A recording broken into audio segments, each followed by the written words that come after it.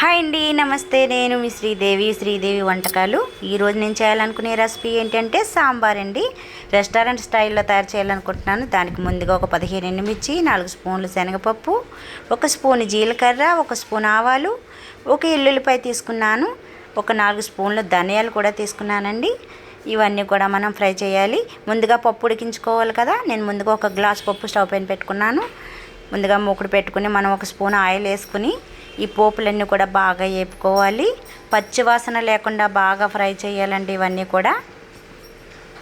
కూడా మనం బాగా కలుపుతూ వేపాలి, లేదంటే మాడిపోతాయండి. ఎండుమిర్చి మాడిపోతాయి. మనం ఆపకుండా అలా కలుపుతూనే వేపాలి.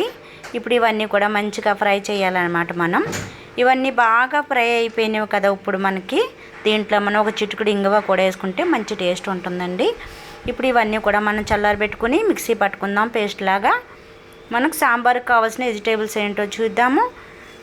నేను ముందుగా ఒక 4 ఉల్లిపాయల ముక్కలు కట్ చేసి పెట్టుకున్నాను, ఒక ముల్లంగి దుంప, ఒక 4 టమోటాలు, ఒక 4 బెండకాయలు, ఒక 4 పచ్చిమిర్చి కట్ చేసి పెట్టుకున్నాను. దీంట్లో ఒక లోటాడు వాటర్ వేసుకుని ఒక 1/2 టీ స్పూన్ పసుపు వేసుకుని నేను స్టవ్ పైన పెట్టుకుంటాను.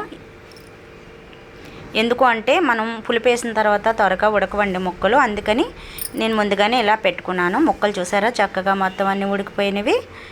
ఇప్పుడు మనం ముందుగా తీసి పెట్టుకున్న చింతపండు గుజ్జంతా కూడా దీంట్లో వేసేసుకోవాలి.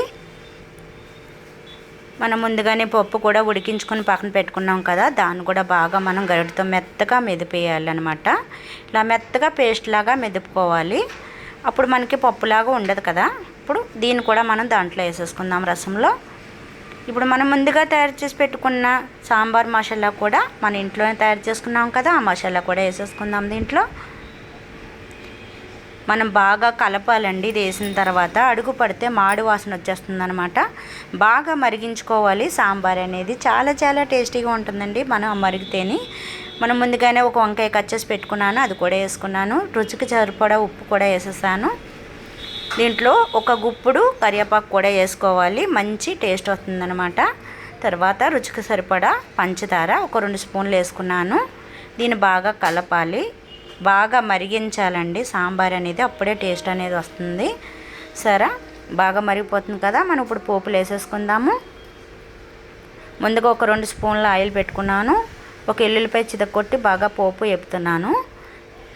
ఇప్పుడు ఇది బాగా వేగిన తర్వాత మనం పోపులు వేసుకోవాలి. కరివేపాకు, ఎండుమిర్చి, జీలకర్ర, ఆవాలు, కొంచెం మెంతులు, ఈ పోపులన్నీ కూడా దీంట్లో వేసి బాగా వేపేసుకోవాలి. ఇవన్నీ బాగా వేగిన తర్వాత మనకి రెస్టారెంట్ స్టైల్లో సాంబార్ రావాలి కాబట్టి ఒక ఉల్లిపాయ కూడా కట్ చేసుకుని వేసి ఆ పోపులో వేపండి, అప్పుడు చాలా బాగుంటుంది. అప్పుడు మనం సాంబార్ తిరామూత వేసుకోవాలి. సాంబార్ రెడీ అయిపోయింది కదా, చాలా చాలా టేస్టీగా ఉంటుందండి. ఈ వీడియో కనుక మీకు నచ్చినట్టయితే లైక్ చేయండి, షేర్ చేయండి, పక్కన ఉన్న బెల్ ఐకాన్ క్లిక్ చేయండి.